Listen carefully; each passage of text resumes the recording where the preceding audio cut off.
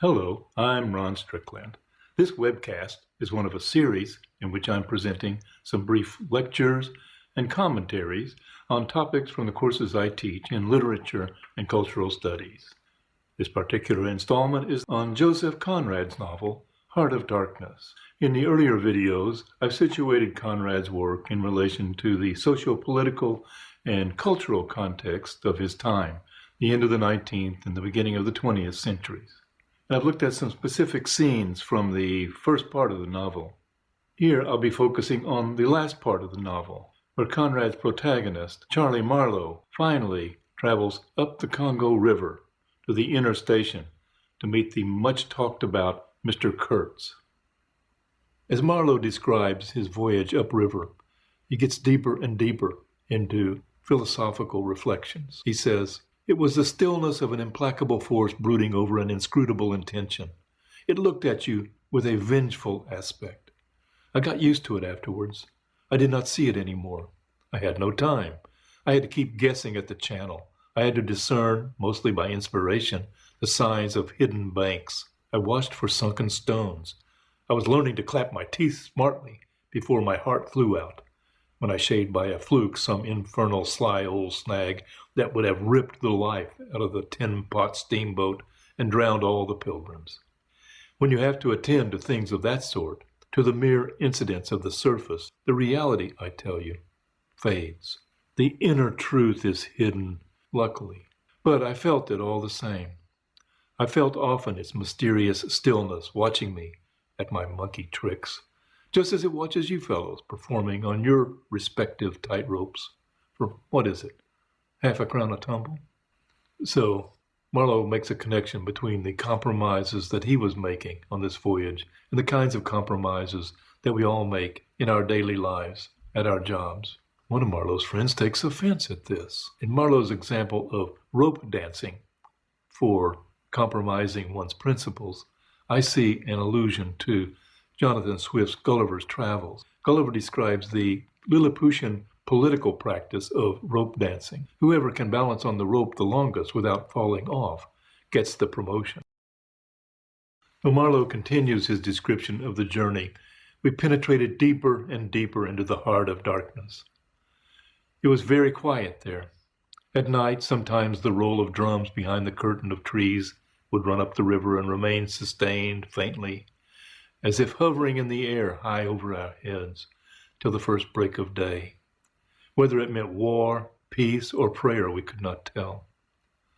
We were wanderers on a prehistoric earth, on an earth that wore the aspect of an unknown planet. We could have fancied ourselves the first of men taking possession of an accursed inheritance, to be subdued at the cost of profound anguish and of excessive toil. But suddenly, as we struggled round a bend, there would be a glimpse of rush walls, of peaked grass roofs, a burst of yells, a whirl of black limbs, a mass of hands clapping, of feet stamping, of bodies swaying, of eyes rolling under the droop of heavy and motionless foliage. The steamer toiled along slowly on the edge of a black and incomprehensible frenzy. The prehistoric man was cursing us, praying to us, welcoming us. Who could tell? Marlowe's thoughts about the humanity, or the lack of humanity, of the natives foreshadow the challenge to civilization's claim to humanity that he will encounter when he meets Mr. Kurtz. He says, "It was unearthly, and the men were, no, they were not inhuman. Well, you know, that was the worst of it, the suspicion of their not being inhuman. It would come slowly to one. They howled and leaped and spun and made horrid faces, but what thrilled you was just the thought of their humanity, like yours, the thought of your remote kinship with this wild and passionate uproar. Ugly, yes, it was ugly enough, but if you were man enough, you would admit to yourself that there was in you just the faintest trace of a response to the terrible frankness of that noise, a dim suspicion of there being a meaning in it which you, so remote from the night of first ages, could comprehend. And why not? The mind of man is capable of anything, because everything is in it, all the past, as well as all the future. What was there after all? Joy, fear, sorrow, devotion, valor, rage, who can tell? But truth stripped of its cloak of time. Let the fool gape and shudder. The man knows and can look on without a wink. The mind of man is capable of anything, Marlowe says. That's a typically modern rationalist statement, reminiscent of René Descartes' statement, I think, therefore I am, or something that Hamlet says to his friends Rosencrantz and Guildenstern. There's nothing either good or bad, but thinking makes it so. Or Milton's Satan from Paradise Lost, who says, the mind is its own place, and in itself can make a heaven of hell, a hell of heaven. Often these kinds of statements express optimism about the power and freedom of humanity. But in Marlowe's case here, there's a premonition of the capacity for savagery. About 8 miles below Kurtz's station, the boat is surrounded by a fog so thick that it can't safely continue. When the fog finally lifts, they are attacked by natives shooting arrows and throwing spears.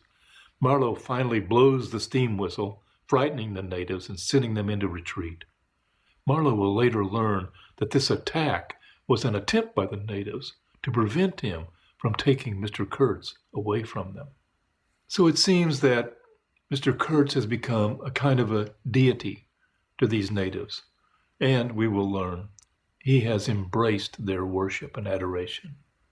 Marlowe breaks the sequence of the narrative here to describe a pamphlet that Kurtz has written, which will later come into Marlowe's possession. Kurtz, it seems, has been commissioned by an organization called the International Society for the Suppression of Savage Customs to write a report for the future guidance of the society. Marlowe says, and he had written it too. I've seen it. I've read it. It was eloquent, vibrating with eloquence, but too high-strung, I think. 17 pages of close writing he had found time for. But this must have been before his, let us say, before his nerves went wrong and caused him to preside at certain midnight dances ending with unspeakable rites, which, as far as I reluctantly gathered from what I heard at various times, were offered up to him. Do you understand? To Mr. Kurtz himself. But it was a beautiful piece of writing. The opening paragraph, however, in the light of later information, strikes me now as ominous. He began with the argument that we whites, from the point of development we had arrived at, must necessarily appear to them, savages, in the nature of supernatural beings. We approach them with the might of a deity, and so on, and so on. By the simple exercise of our will, we can exert a power for good practically unbounded, etc. From that point he soared and took me with him. The peroration was magnificent, though difficult to remember, you know. There were no practical hints to interrupt the magic current of phrases, unless a kind of note at the foot of the last page, scrawled evidently much later, in an unsteady hand, may be regarded as the exposition of a method. It was very simple.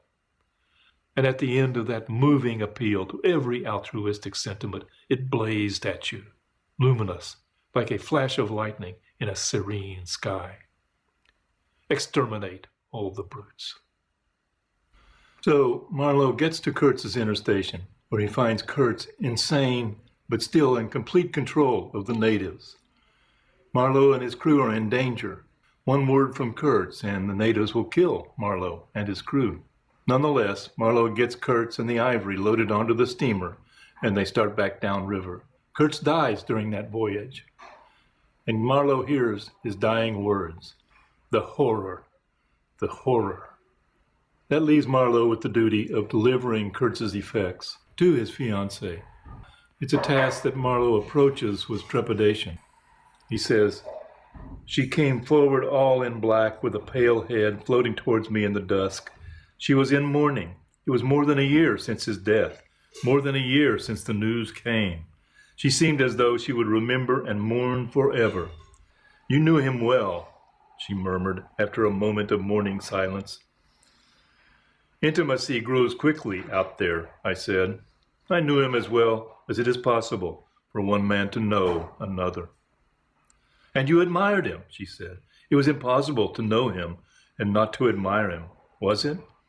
He was a remarkable man, I said unsteadily. Then, before the appealing fixity of her gaze that seemed to watch for more words on my lips, I went on. It was impossible not to love him, she finished eagerly, silencing me into an appalled dumbness. How true, how true. So the fiancé wants to hear Kurtz's last words. She says, forgive me, I have mourned so long in silence. You were with him to the last? I think of his loneliness, nobody near to understand him as I would have understood, perhaps no one to hear. To the very end, I said shakily. I heard his very last words. I stopped in a fright. Repeat them, she murmured in a heartbroken tone. I want something to live with. Marlowe says, I was on the point of crying at her. Don't you hear them? The dusk was repeating them in a persistent whisper all around us, in a whisper that seemed to swell menacingly, like the first whisper of a rising wind. The horror. His last word. To live with, she insisted. Don't you understand? I loved him. I loved him. I loved him. Marlowe says, I pulled myself together and spoke slowly. The last word he pronounced was your name. So faced with the choice or the responsibility of telling the truth, the horrible truth of Kurtz's behavior in Africa, Marlowe can't do it. He can't disappoint this naive, idealistic woman. She believes that Kurtz was the paragon of the civilizing mission. Marlowe knows the truth, but he doesn't have the heart to speak the horrible truth to innocence and idealism. With that, I'll conclude this webcast. But, as always, if you have questions or comments, send me an email.